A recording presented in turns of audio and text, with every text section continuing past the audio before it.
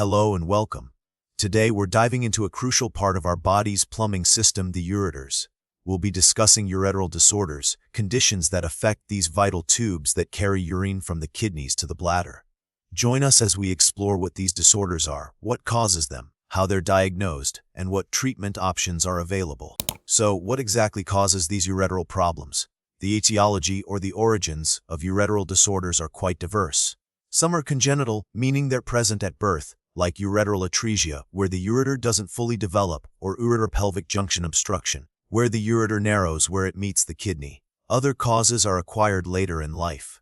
These can include kidney stones migrating and blocking the ureter, tumors either within the ureter or pressing on it from the outside, infections leading to scarring and strictures, or even injuries from surgical procedures. Let's delve into the pathophysiology. Picture the ureters as muscular tubes that propel urine down to the bladder through peristaltic waves, rhythmic contractions. When a ureter is blocked or narrowed, this flow is disrupted. This backflow of urine, known as hydronephrosis, puts pressure on the kidney, potentially damaging it. Prolonged obstruction can lead to kidney dysfunction, infection, and even irreversible kidney damage.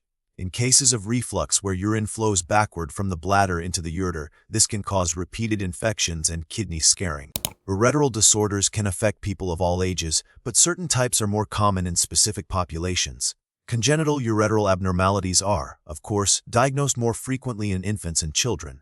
Kidney stones, a major cause of acquired ureteral obstruction, are more common in adults, particularly men. The overall prevalence of ureteral disorders is difficult to pinpoint precisely, as many cases may be asymptomatic or misdiagnosed. However, conditions like kidney stones are relatively common, making ureteral obstruction a significant clinical concern. What are the signs and symptoms to look out for? The symptoms of ureteral disorders can vary depending on the location and severity of the problem.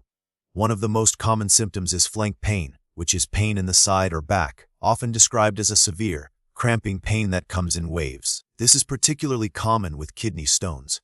Other symptoms can include blood in the urine, hematuria, frequent urination, painful urination, dysuria, nausea, vomiting, and fever, especially if there's an associated infection. In some cases, especially with gradual obstruction, there may be no noticeable symptoms until significant kidney damage has occurred. How are ureteral disorders diagnosed? The diagnostic process typically begins with a thorough medical history and physical examination. Imaging studies play a crucial role.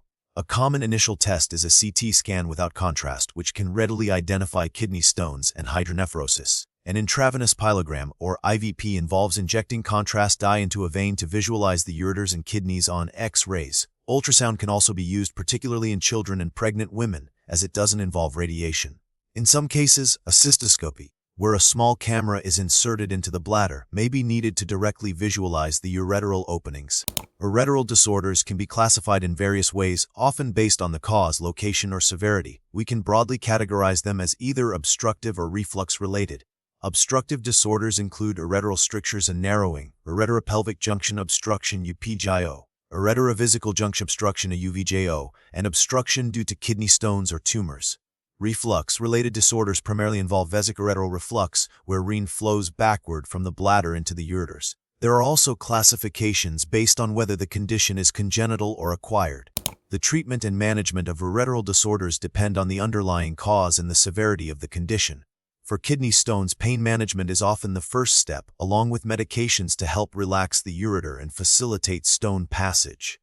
Larger stones may require intervention, such as extracorporeal shock wave lithotripsy (SWL), ureteroscopy with laser lithotripsy, or in rare cases, open surgery. For ureteral strictures, balloon dilation or surgical reconstruction, like ureteroplasty, may be necessary. Vesicoureteral reflux can sometimes be managed with antibiotics to prevent infections, but severe cases may require surgery to reimplant the ureter into the bladder. The goal of treatment is always to relieve obstruction, prevent kidney damage, and address any underlying infections. Can ureteral disorders be prevented? While not all ureteral disorders are preventable, particularly congenital ones, there are steps you can take to reduce your risk of certain acquired conditions. Staying well hydrated is crucial to prevent kidney stones. Maintaining a healthy diet and lifestyle can also help. Prompt treatment of urinary tract infections can reduce the risk of scarring and stricture formation. If you have a family history of ureteral disorders, it's important to discuss this with your doctor. The prognosis for ureteral disorders depends on the specific condition. The the severity of the obstruction or reflux, and how quickly treatment is initiated. With prompt diagnosis and appropriate treatment, most individuals with ureteral disorders can have a good outcome. However, delayed or inadequate treatment can lead to chronic kidney disease, kidney failure, and recurrent infections.